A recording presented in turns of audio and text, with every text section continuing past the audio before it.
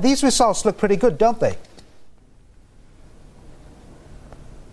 Thanks very much, Devon. Yes, well, the results do look pretty good. I think what has helped the results, obviously, is the exceptional items, the disposal of various assets outside of Africa. And joining me now is the CEO, or one of the CEOs of Standard Bank, that's Tshabalala, to tell us a bit more. Thank you very much for joining us, sir. Great pleasure, thank you. Now, the disposal of those assets outside of Africa, presumably they did help to boost the bottom line somewhat. Yes, they did. As you're aware, we sold our Brazilian operations. We've sold 60% of our operations outside the African continent to ICBC. We have recovered the aluminium that had been fraudulently stolen from us, and we've got a portion of the insurance proceeds back arising from that. The consequence of the disposal of our operations outside the African continent is that our cost base, as a consequence, has reduced, and some of the losses that were being generated by that business are now a thing of the past, but they're much less. And then very quickly, with the cash that you've received from those disposals, what do you plan on doing? We plan to use that cash to shore up the South African balance sheet so that we can lend and transact more. And then we're also going to be using it for growth in our operations outside South Africa. Now, fundamentally, how are the businesses doing outside of Africa and in here at home? Here at home, actually, the business is doing very well. Our retail business is continuing to grow. Our home loans business is growing. The business that finances people when they buy cars, that business is growing quite nicely. And all our other lending businesses are growing quite nicely. The fastest part of the South African business that is growing, however, are those corporates that are making investments on the rest of the continent. That business is doing really well, which is illustrating how South Africa is interconnecting with the rest of the continent, which I think is a good thing. Our businesses outside South Africa also doing well. So those in South and Central Africa, Zimbabwe, Zambia, and so forth, those grew by 65%. They're doing really, really well.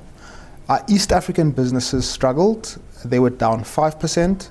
And our businesses in West Africa really struggled. They were down 24%, reflecting the commodities price issue that you and I were speaking about earlier. The oil-producing countries are taking strain. Now, we know the continent is heavily dependent not only on the oil side, but on the general mining side, your gold, your platinum, etc., etc. To what extent are you exposed to that, and how are you handling this change in the commodity cycle?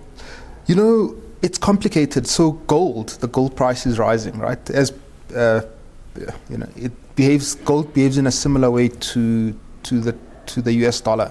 It's a store of value in difficult times.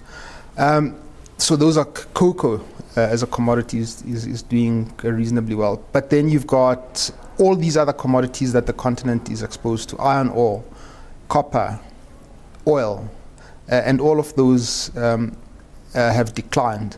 And so all businesses that are geared to those commodities struggle, and we're seeing those difficulties in some of our clients.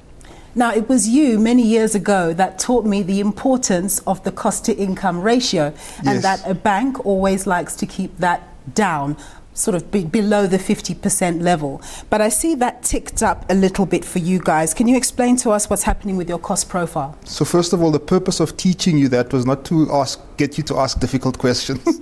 No, you make a valid point. Our cost-to-income ratio did increase. The main reason it increased is because our revenues grew more slowly than our costs.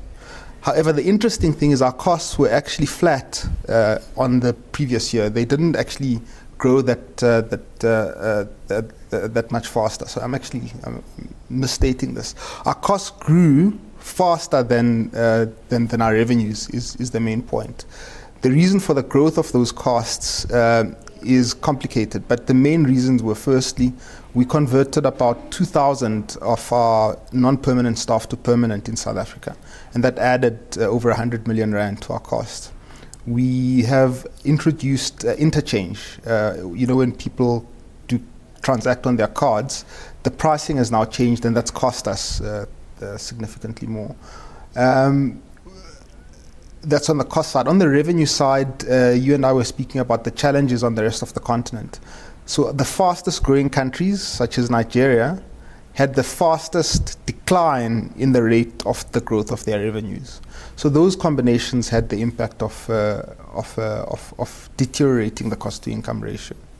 Very difficult to break down your results in 5 minutes, but thank you very much for your time, sir. A great pleasure. Super. That was Tshabalala, the joint CEO of Standard Bank, talking to me here at Sandton. It's back to studio.